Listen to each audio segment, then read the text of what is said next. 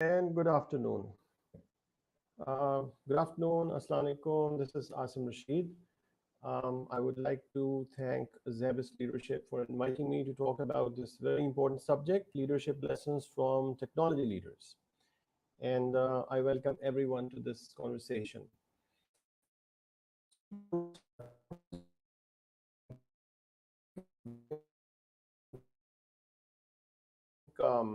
Backwards, I would say that, in my view, the greatest invention of all time have been the invention of the wheel itself, because wheel marked the upward surge of humankind.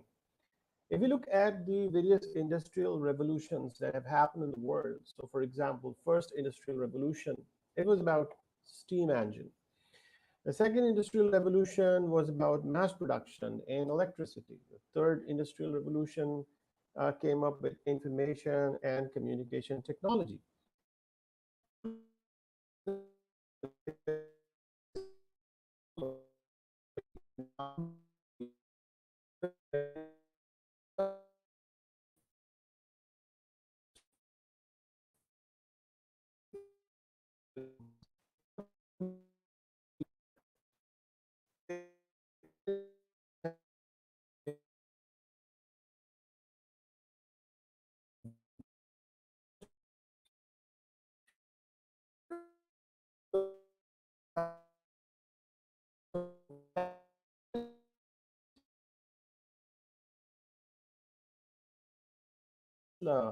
Mary. All these people were the technology leaders of their time.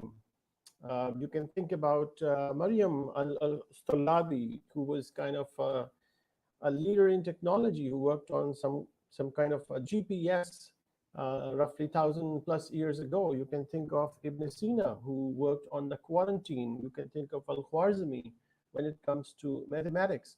So a lot of these people were the technology leaders. Now, if we come to today's world, then we can talk about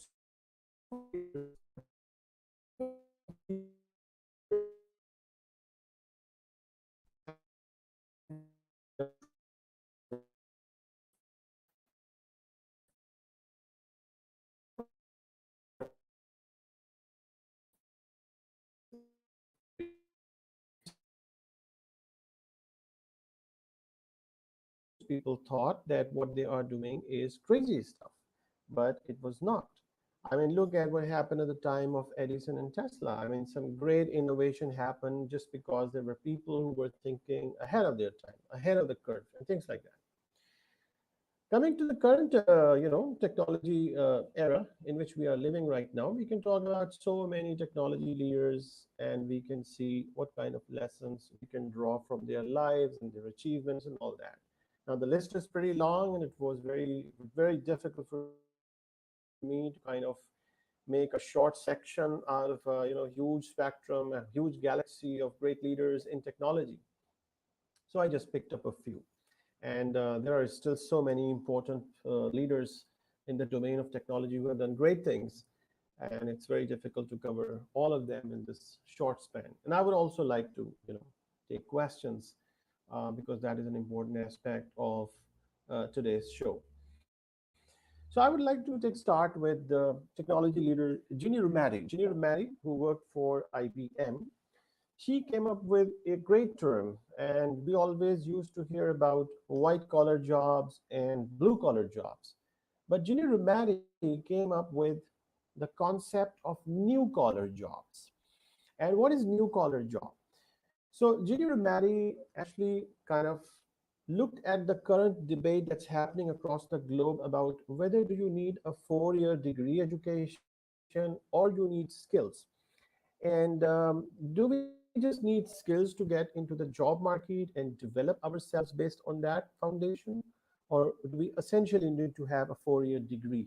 Ginny Rometty came up with the concept that, look, in order to proceed in our organization, and she was in IBM at that time, it is important that we get some people with a required skill set and we develop them in-house or through other mediums, so that they become well versed in some of the aspects of leadership and technology.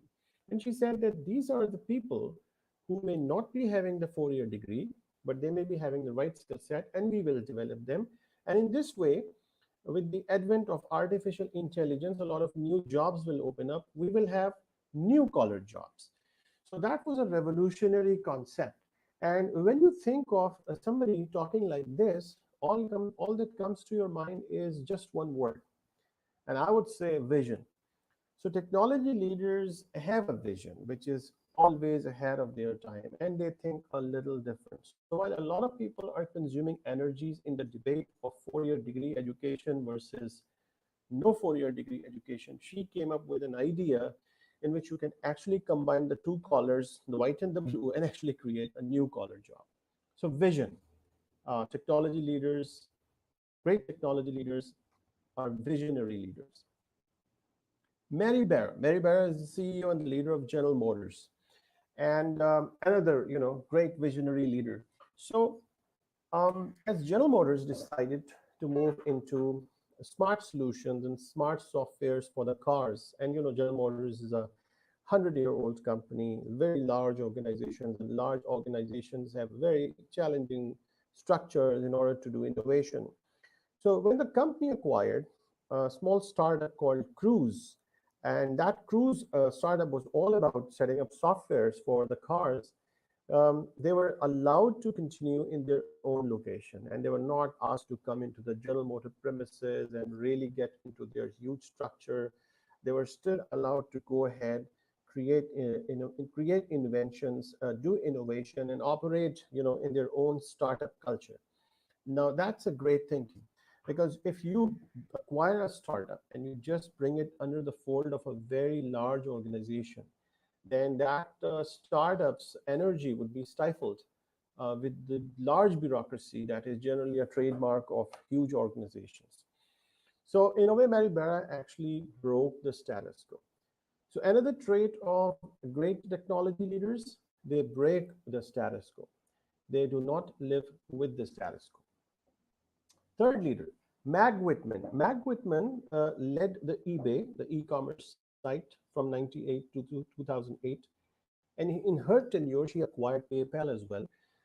Now, look at Mag Whitman. She used to work for P&G. She worked for Disney as well. So she came up from large organizations, but she took a risk and she joined a startup. And then she took it from level A to level B and acquired a great name in the startup industry for herself. So the next trait is great technology leaders are risk takers. They do not like to stay in their comfort zone. They come out from large organizations, they come and join startups, and they grow them to a larger level. So they are risk takers. Now, the next technology leader is Sheryl Sandberg. Sheryl Sandberg is the chief operating officer for Facebook, a great leader. And if you see what she has done, besides having a great career, she has done a lot of work on inclusion of women in technology, and she has written a book, and she has done a lot of things to make sure that there is an inclusive environment for women in the technology sector. So for somebody like Sheryl Sandberg, what we can learn is inclusive leadership in which you try to include everyone around you in the ecosystem, in the success, and in the overall process. Now, no conversation about technology leaders is definitely complete without Steve Jobs. But when we talk about Steve Jobs, we always think of Steve Wozniak as well. Wozniak was the person who was the coder, who was the technology mind, who would build cool products, and Steve Jobs was the person who was the commercial counterpart. And if you study the life of Steve Jobs, there are so many great lessons. I mean, somebody who got fired from his own company in 1985 and came back like a star again after 12 years in 97. I mean, there's a lesson of resilience. So when Jobs got out of the company, he just didn't sit quiet. He actually, developed another company, and Pixar did some creative work in the domain of entertainment. And some of those lessons actually really helped him in terms of developing digital music in future. But if we look at the story of Jobs and Wozniak, what we can see that you can have people who can develop cool products, but at the same time, if you do not have people who know how to commercialize those products, I mean, those great cool products are going to stay back in the shelves.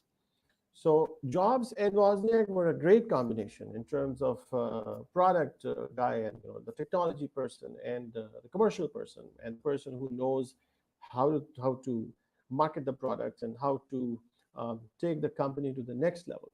And Jobs' contribution is in many facets of industry. So, for example, in personal computing, in developing graphical user interface, in terms of developing digital music, so a lot of stuff. So what one lesson you can take from the life of Steve Jobs, I would say you try to put a dent in the universe, right? At least try to put some kind of a dent in the universe. That should be your target. Let's look at Bill Gates. So we all know about Bill Gates, the software genius. But let's not get into his Microsoft business. Let's try to see what he has been doing for the last 2 decades. So as he became extremely successful as Microsoft leader, what Bill Gates started doing beyond year 2000, he started working on philanthropy. And if some of you might have watched the documentary Inside Bill's Brain, you must have seen that there are three key initiatives that they have discussed in the documentary. The first one being developing clean and safe and healthy toilets. The second one is about eradicating polio and other diseases from the world. And the third one is about creating safe and smart nuclear power. So he's basically working on solving world's big problems and some of the biggest problems which are available to be solved in the developing world. And how do you summarize that in terms of the quality of a leader who works in technology domain? Certainly, it's about building a legacy. So another important lesson is that technology leaders always, at some point in time, they focus on developing a legacy. So once, they are remembered in the history, how they would be remembered and what would be written about them. So I would say one great lesson that we can learn from the life of Bill Gates is building a legacy. Jeff Bezos. Jeff Bezos, there are many aspects, and again, I'm trying to highlight some of the aspects which are quite relatively uncommon. So a lot of people talk about many aspects of Bezos, but I would talk about how he improvised the customer service and how he brought the world-class customer service and reviews on a page which could be read by everyone.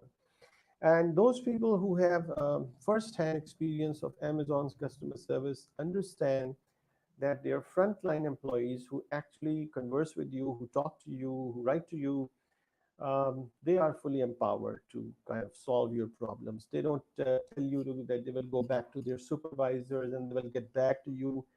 I mean, they are authorized to solve your problems. They would do the refund, they would arrange another set of delivery or whatever you like, but most of these employees are really empowered. And this goes back to the concept of building an organization which is really world class when it comes to customer service. And finally, I would like to speak up about Musk. And I would say that one tip that you can get from Musk is you really build something today that is required in the future, and the whole world goes against you. But one day people start to recognize that, look, what this person was doing is actually going to be future. And I'm talking about the electric vehicle, I'm talking about Tesla. So a lot of people had their concerns about Tesla as an electric vehicle manufacturer, but today, as you can see, if you see any report that is coming out of energy industry think tanks, it's all about electric vehicles and how it can solve the problem of the world in terms of reducing the carbon emissions, managing the fossil fuels, and other resources in the world. So one lesson that we can draw from the life of the Musk is stay ahead of the curve and do whatever is needed. And the time will come and a lot of people will understand what you were actually trying to do. So on a concluding note, I would say that there are tremendous lessons from the life of technology leaders. But if we try to summarize right from the history, we can say that technology leaders are ahead of the curve. They go against the wind. They have a vision that is generally not visible to a lot of other people.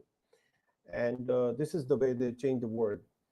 And going back to some of the leaders that we just talked about, they have great vision. They take risk. They break the status quo. They make sure that various segments of the society are included in the process. Um, they try to put a dent in the universe. They build a legacy. And they ensure that in the whole process of building products, um, great customer service stays in place. And of course, they stay ahead of the time. So these are some of the traits I really wanted to discuss and chat with all of you. And I would be glad to answer any other questions that you may have.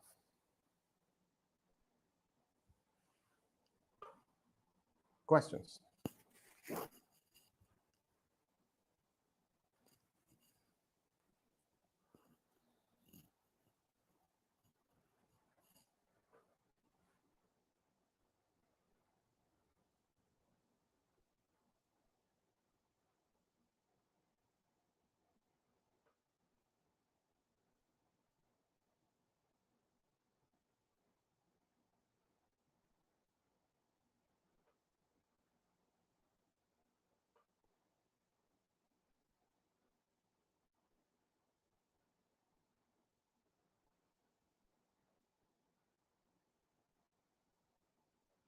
Yes, Sarish and Nabil, do we have any questions?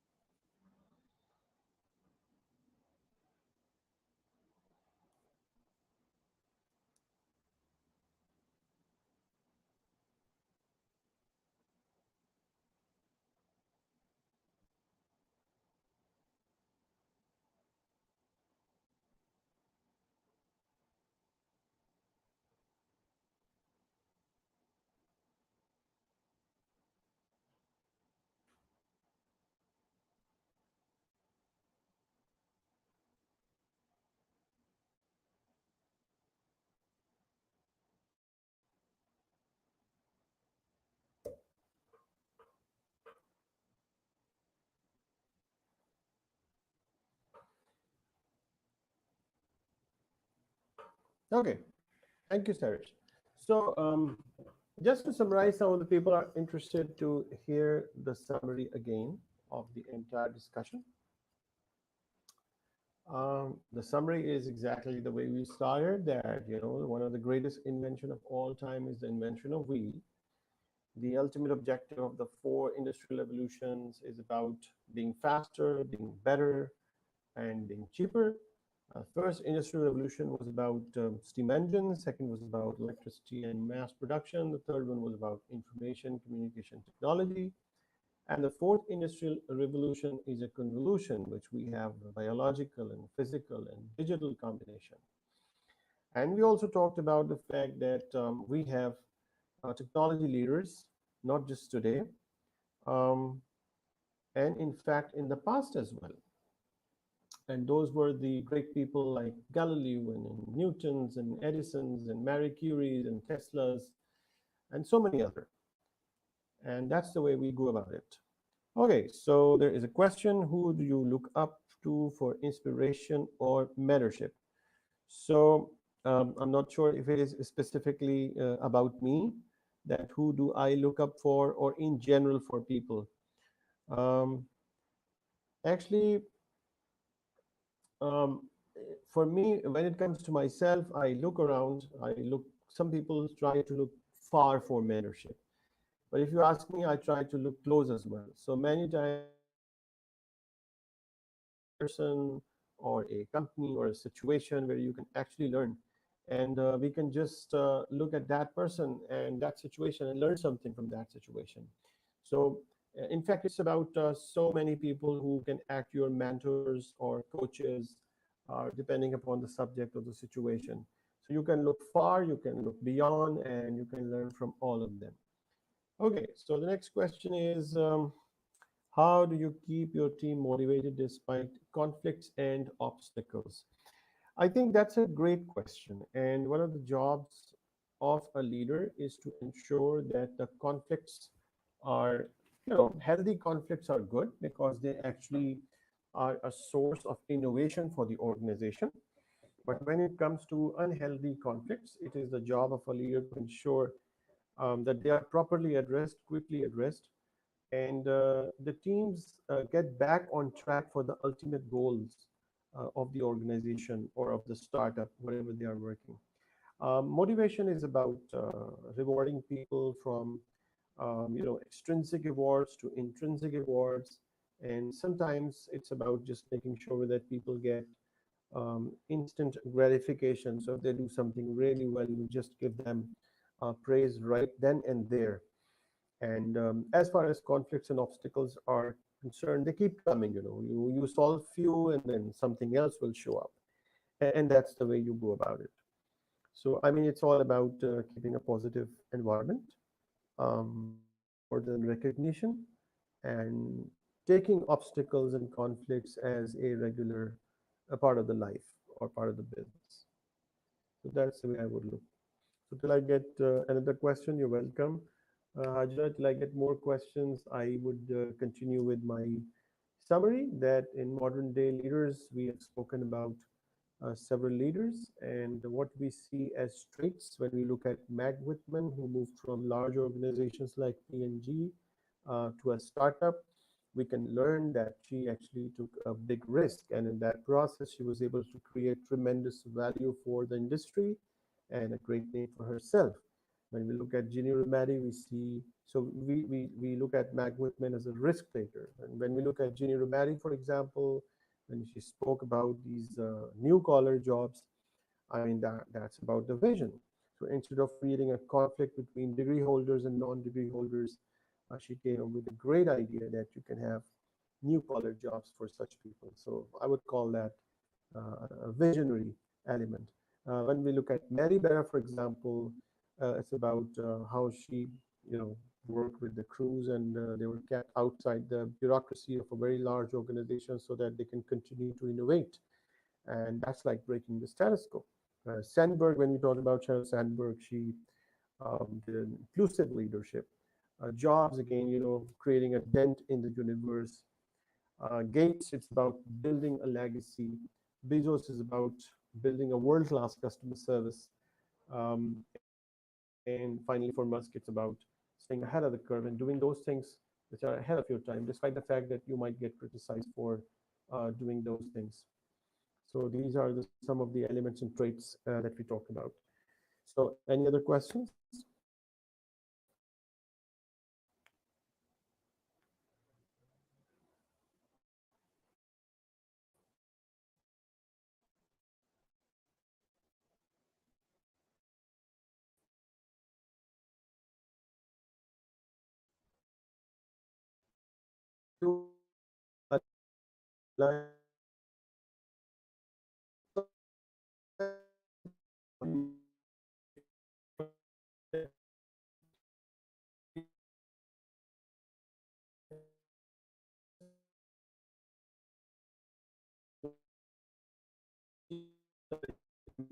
And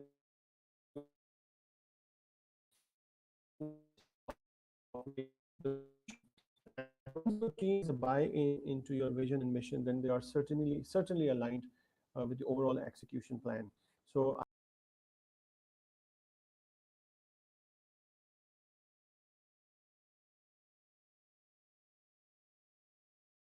executing that vision and mission itself. I hope that answers your question, Serish.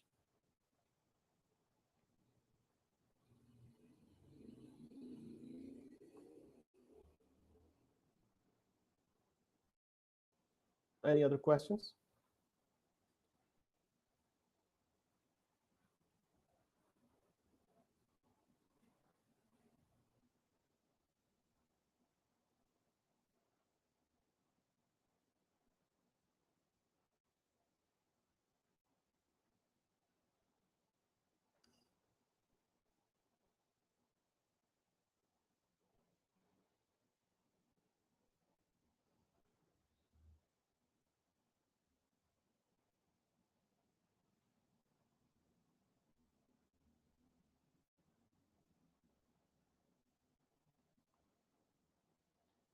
Okay, wonderful. So if there are no more questions, I would like to once again thanks everyone for your time and attention. And again, thank you very much, Zabis leadership, and I wish everyone all the best. Thank you very much.